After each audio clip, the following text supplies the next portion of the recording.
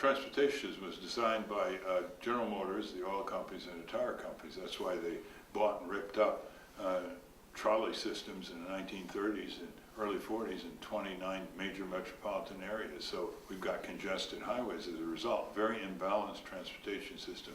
But fortunately, the engineers have produced all kinds of single rail and personal mass transit technology we've got to put into effect. People are wasting too much time going to and fro.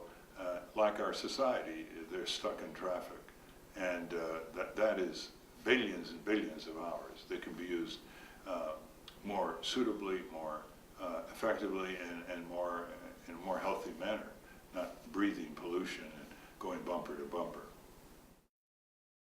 Well, imagine an efficient and productive and accessible healthcare system. We spend almost 30 cents on a dollar on administrative expenses with this private health insurance HMO monstrosity. And other Western countries are about 10, 11 cents on the dollar. So a full government health insurance will be much more efficient. Medicare's expenses, for example, administrative are under 5%. And not only that, but it will get rid of $220 billion of computerized billing, fraud, and abuse that the General Accounting Office estimates years ago, and that a professor at Harvard, Malcolm Sparrow, thinks is an understatement. That's over $500 billion right there. Administrative expenses saved and billing, fraud, and abuse avoided. That can all be put toward health care. That's one reason why a full single-payer system is more efficient. That's what I call a deep democracy. That means facilities, making it easy for workers, consumers, taxpayers, communities to band together. Access to a public media, since we own the public airways.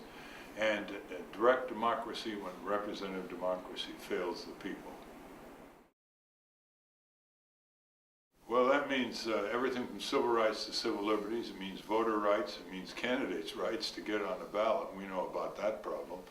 It means fighting discrimination in the workplace, fighting discrimination wherever it is that defeats people from advancing on their own merits.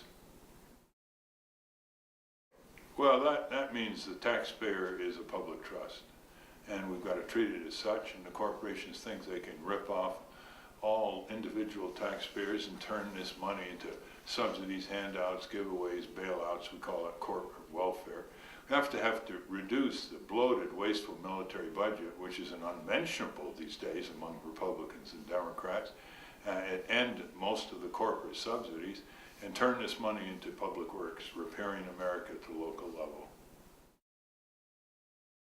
Well, that means more voter choice. That means more third parties, fourth parties, independent candidates. It means proportional representation reforms, instant runoff voting. We're not going to get a healthy politics by a two-party elected dictatorship that excludes all competitors from debates, often excludes them because of ballot access obstacles. And when all that happens, it's easy for the national media or the local media to exclude them as well. Start with civic skill courses in the elementary schools and high school, connecting classroom with community. So the children learn reading, writing, and arithmetic as a byproduct of their understanding the empirical reality of their community, the geography, the politics, the economics, the transportation, the recreation, the communication, what's going on in City Hall, the voting patterns, lack of voter motivation, what gets people together to really change their community and their country.